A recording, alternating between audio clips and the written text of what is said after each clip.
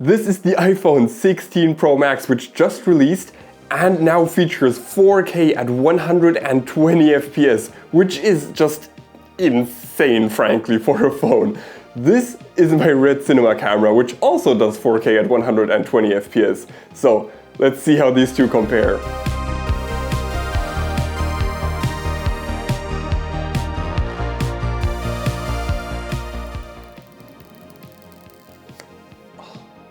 Yay, we get a charging cable, lucky me. There's not a lot in this box, it's just...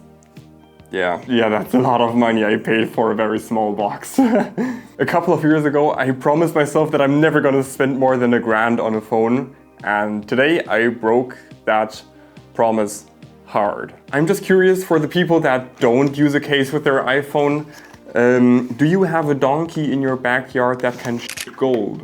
Another thing I picked up is this, a MagSafe SSD enclosure. This is super cool because you can just stick it on the back of the iPhone, it just locks on magnetically, and you can add this short USB-C cable and plug it right into the phone.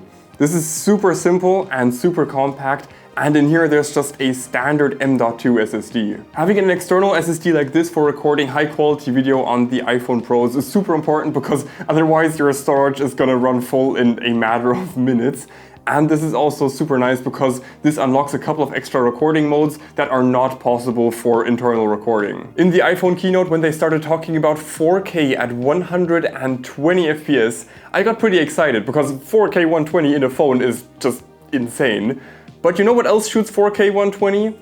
This is my RED Epic Dragon. This is a proper cinema camera. They used the sensor in here for a bunch of Hollywood movies. When this camera was released, it retailed for $35,000, as much as a new car. And once you started adding accessories like the EVF or different lens mount or the side handle and storage and all that, you were easily looking at 50 grand for a full RED ecosystem setup. Oh, there's a screw loose. I'm a professional. Oh, there are many screws loose on here. Oh my god, this was not even attached properly. Ah, okay. I just found out that all of the screws on the top plate were loose. I literally dangled this camera off of this top plate that apparently wasn't properly attached. Yes, I'm a professional.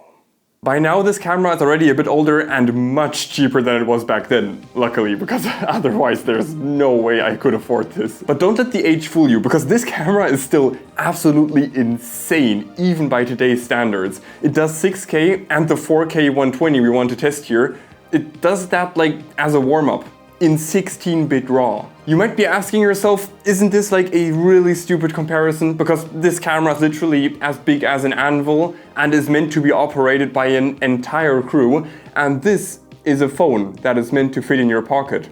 And if you're asking yourself that is a very valid question, but we don't ask those questions on this channel. Okay, I'm gonna be honest, my entire plan for this video is just to shoot cool shit in 4K 120 and then see what happens.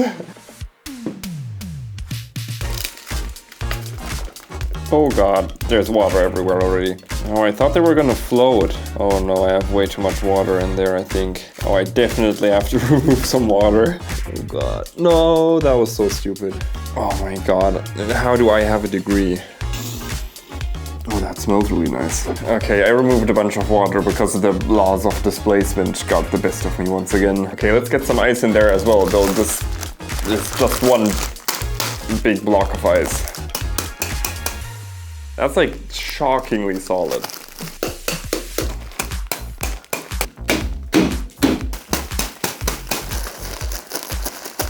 Okay, I gotta be quick now before the ice melts. Yeah, I'm using a fork. All the spoons are in the dishwasher. No, we don't even have a dishwasher, I lied. I have a RED Cinema camera, but I don't have a dishwasher. Like, seriously. Oh no, the ice is melting. No, you can barely see it. What the hell? This is already a disaster. You can barely see the ice. All of that hammering for nothing. Okay, we got a RED Cinema camera, a really bright light, another really bright light, and a bowl of fruits. And all of the ice has melted, so that was just a gigantic waste of time. So for recording on the iPhone, I'm using the Blackmagic camera app. We're recording in Apple ProRes 422 HQ, so the highest one, 4K resolution, and color space Apple Log HDR. And of course, recording to the external SSD. Let's just try and drop it in and see what happens. Oh my god, there's water everywhere. Maybe I should move this audio equipment. That would be a great idea.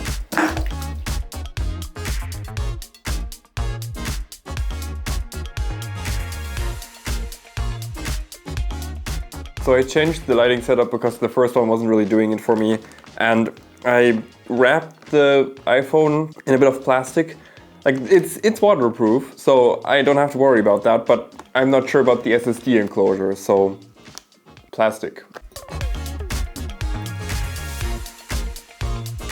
This entire video is just like an ode to shitty rigs. I don't have any hands free to press the record button. I'm gonna try it with my nose. No way that actually worked.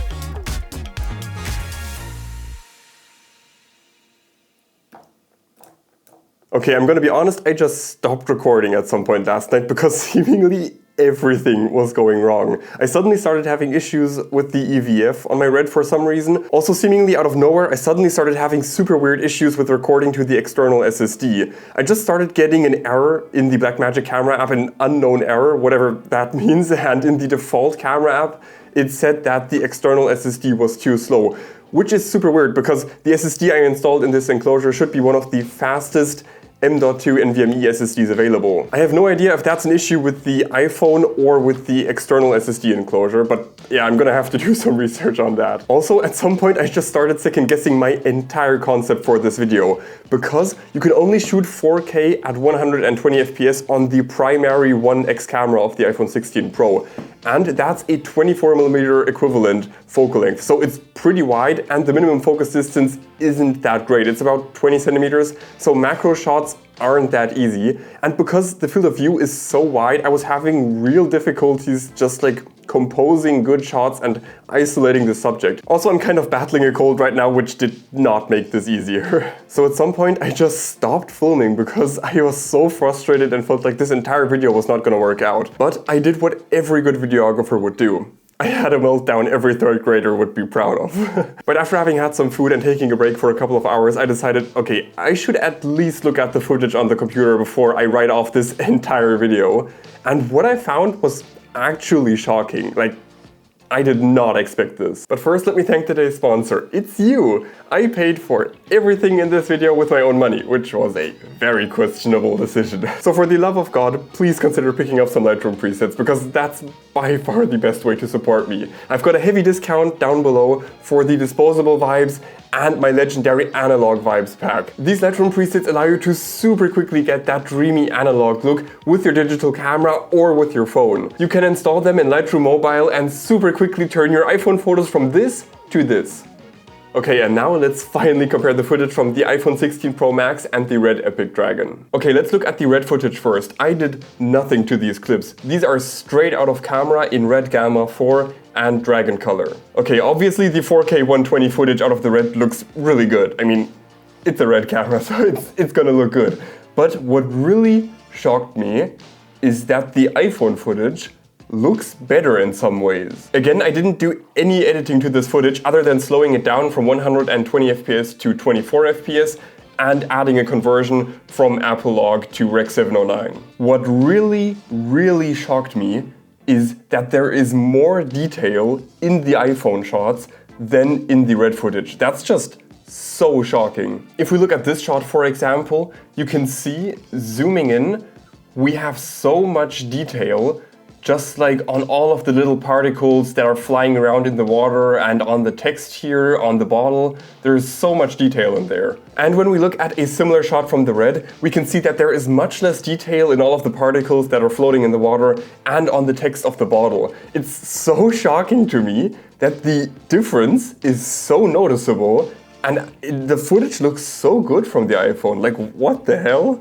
But we need to keep something in mind here, because sharpness isn't actually a good metric for cinema cameras. Traditionally, cinema camera sensors have always been very soft, because that's just how the Hollywood film look works. They're not after the most detail and sharpest clinical image, they are after the most pleasing image. One super big difference between the RED and the iPhone is simply the look you get straight out of camera, because the RED just gives you a lot more of a stylized look. It's super easy to take that, color grade that a bit, and get something that looks extremely cinematic and just has that Hollywood quality. But on the iPhone you get a significantly cleaner look. Once you convert that Apple Log to Rec. 709, you can just see that the color science is a lot less stylized and more neutral compared to the RED. As I just mentioned, cinema cameras just aren't after sharpness. That's just not what they're built for. But what is so impressive to me is how detailed the iPhone footage looks without it being over-sharpened. I can always tell standard iPhone footage from like a mile away